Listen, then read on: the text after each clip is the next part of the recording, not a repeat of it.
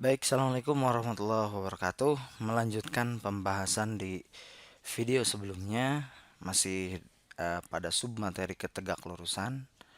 Kita teruskan materinya, yaitu ada definisi yang kedua, ya. Definisi 3.2.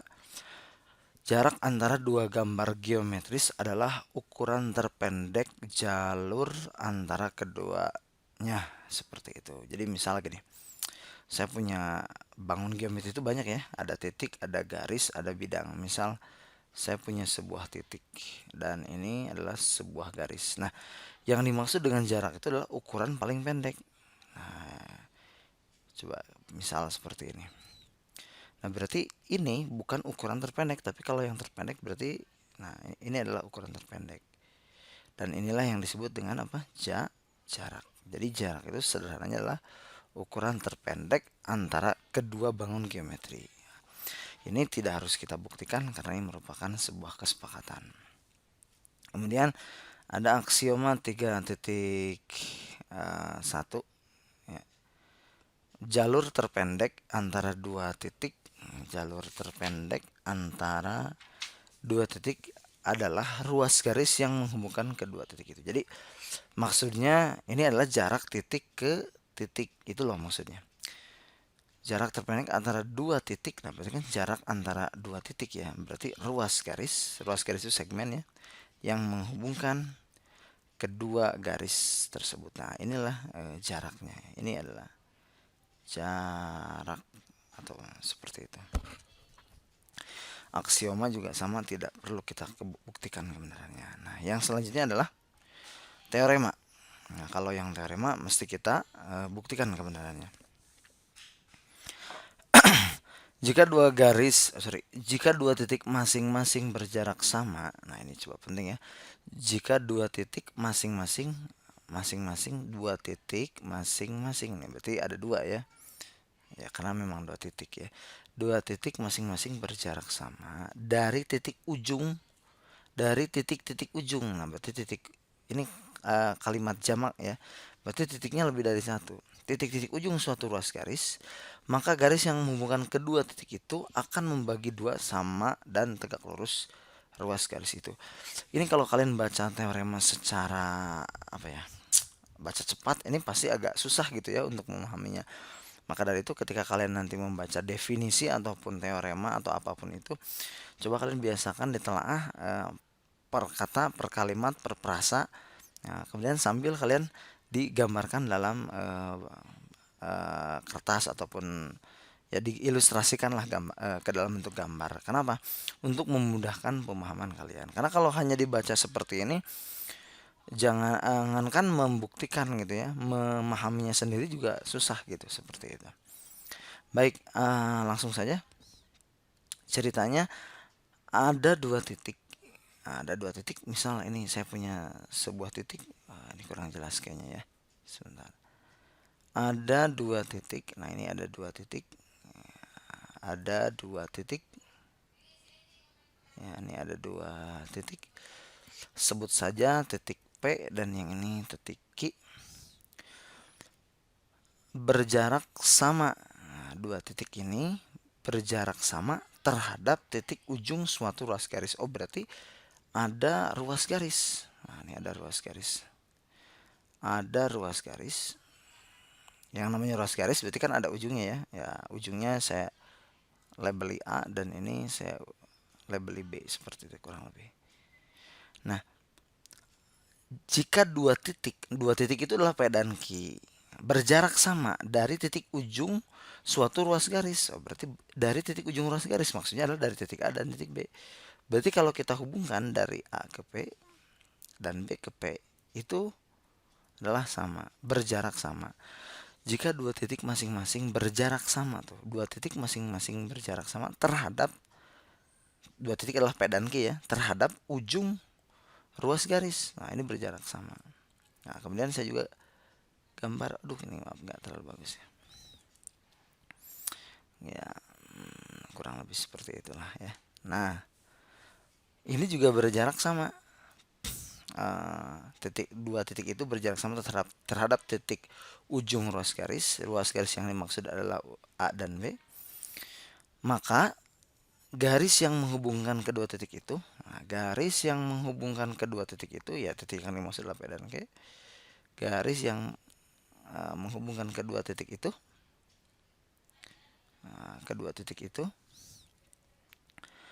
akan membagi dua sama, Maksudnya ini membagi dua sama dan tegak lurus pula, dan ini akan tegak lurus. Nah, berarti poin utamanya di sini ada 2 poin. Yang pertama, bahwa si peki ini, garis peki itu akan membagi sama terhadap ruas garis AB, seperti itu ya. Itu yang pertama poinnya. Poin yang kedua yang akan kita buktikan adalah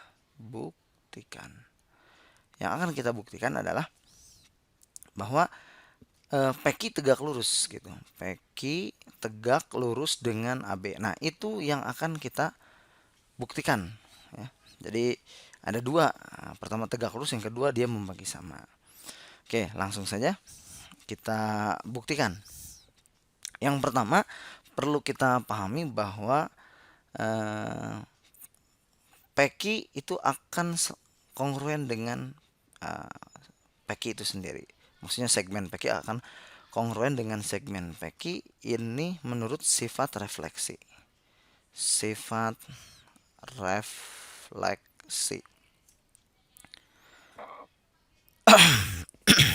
Kemudian kita pandang segitiga APQ. Kita lihat segitiga APQ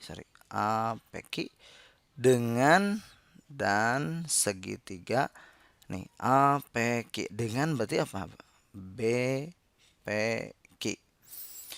Nah, ini APQ dengan BPQ. Nah, maka akan kita dapat bahwa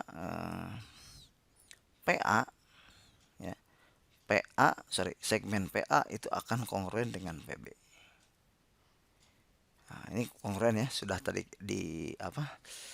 berdasarkan apa yang diketahui ini sudah kongruen. Kemudian QA juga akan kongruen dengan QB, seperti itu. QB. Dan garis PQ ataupun segmen PQ akan kongruen dengan PQ itu sendiri. Nah, berarti ini adalah teorema ya. Teoremanya adalah apa? Ini adalah, maka menurut teorema apa coba? Sisi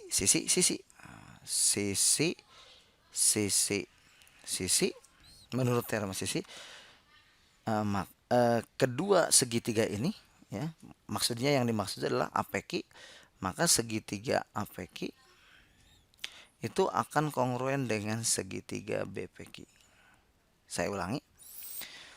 PA kongruen dengan PB, PA PB kongruen. Kemudian AQ dengan QB, QA QB kongruen, dan garis PQ itu kan kalau kita pisah itu kan milik bersama ya. Ya otomatis PQ akan sama dengan PQ itu sendiri. Berarti ini yang sama antara kedua segitiga itu adalah sisi. Oh, berarti menurut teorema sisi, maka segitiga APQ dan BPQ berarti kongruen. Itu yang pertama.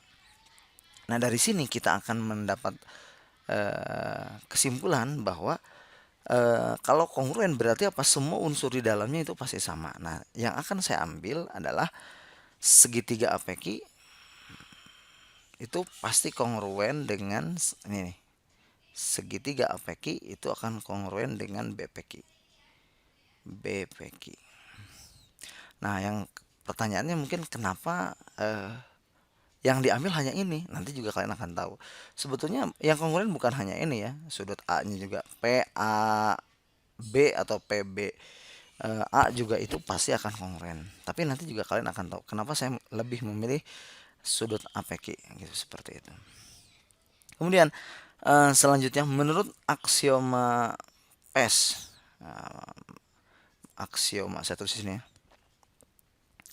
Aksioma PES bacanya gimana ya? Pash. Itulah kurang lebih. Susah saya bacanya. Menurut aksioma ini nulisnya gini, PASCH. Kalau ada sebuah garis memotong sisi dalam segitiga dan melalui daerah dalam segitiga, dia akan memotong di sisi yang lain.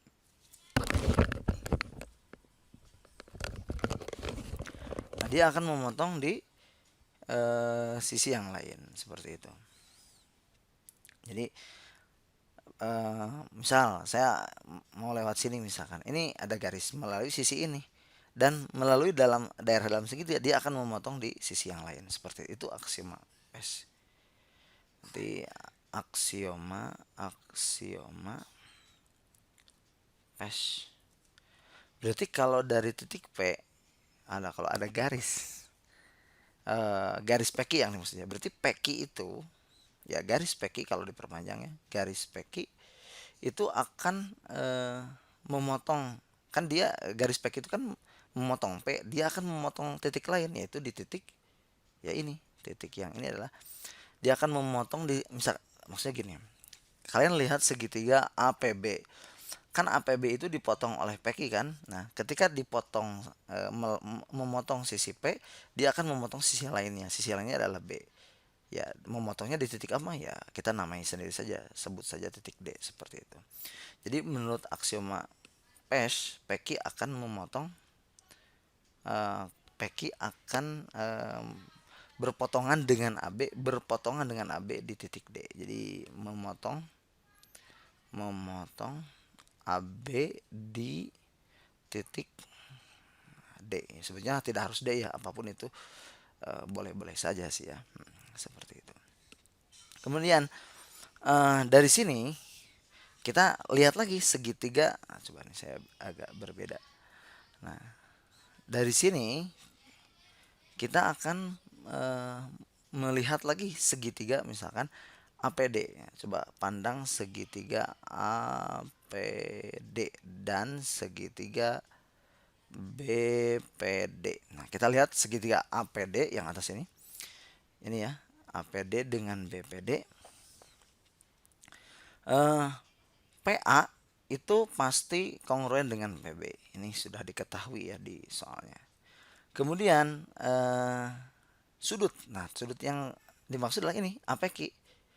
PA kongruen dengan PB. Kemudian sudut APD itu juga kongruen dengan sudut BPD ya. Kok BPQ ya? Sama saja ya. Sama saja, BPD dengan BPQ sama saja. APD akan kongruen dengan sudut BPD atau BPQ juga sama ya, karena kalau diperpanjang akan melalui titik D dan titik Q. Kemudian garis PD, maksud saya segmen PD itu kongruen dengan segmen PD juga. Sifat refleksi ini sifat refleksi. Maka didapat kesimpulan bahwa apa? Kira-kira kesimpulannya apa? Segitiga APD itu pasti kongruen dengan segitiga BPD. Sedikit lagi hampir selesai. Jadi ternyata segitiga ini, saya arsir aja ya.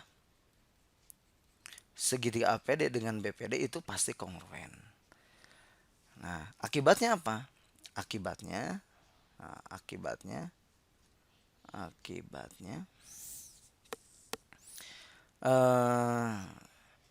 berarti di sini sudut APD, akibatnya sudut APD itu pasti kongruen dengan sudut BPD. Sebenarnya bukan hanya ini, semua sudutnya pasti sama, tapi saya hanya ingin mengambil APD dan BPD ini yang maksud. Nah, ini kan sama, maksudnya kongruen. Kita kembali lagi ke teorema yang di video sebelumnya sudah dibuktikan. Oke, coba teoremanya. Ini, jika ada dua garis berpotongan dan membentuk sudut bersisihan yang kongruen, poin utamanya adalah berpotongan dan kongruen, bersisihan kongruen. Oke. Ini kan ada garis berpotongan dengan AB. PQ kan berpotongan dengan AB kan? PQ berpotongan dengan AB dan sudut di sini itu kongruen, ini APD dan BPD kongruen. Maka berdasarkan teorem yang tadi, pastilah PQ itu tegak lurus dengan AB. Itu poinnya. Coba kita lihat lagi. Jadi kalau ada dua garis berpotongan dan membentuk sudut yang bersisihan kongruen, maka garis itu akan saling tegak lurus, gitu. Itu. Jadi kesimpulannya adalah berpotongan dan kongruen pasti tegak lurus. Berarti APD kongruen dengan BPD dan PQ memotong AB, berarti PQ tegak lurus AB. Berarti kita sudah membuktikan satu poin bahwa PQ itu tegak lurus dengan AD. Satu lagi. Nah, karena ini dua-duanya segitiga kongruen, saya pindah sini aja ya. Semoga cukup ya. Karena segitiga APD. Nah, nih, karena APD dan BPD itu kongruen, otomatis segmen AD itu pasti akan kongruen dengan segmen BD, itu pasti kongruen. Nah, karena ini kongruen dengan ini, otomatis PQ otomatis membagi sama gitu. Ya, akibatnya apa? Berarti PQ membagi sama pada ruas AB, seperti itu. Jadi yang ini sudah terbukti ya. Jadi PQ membagi sama AD. Karena apa? Karena tadi APD kongruen, otomatis sisi AD dengan sisi BD itu sama. Akibatnya garis PQ membagi sama pada ruas garis AB. Seperti itu. Terima kasih untuk penjelasannya. Nanti ada hal-hal yang kurang mengerti bisa kita diskusi, boleh di chat di bawah ataupun nanti di lain kesempatan. Oke. Terima kasih. Assalamualaikum warahmatullahi wabarakatuh.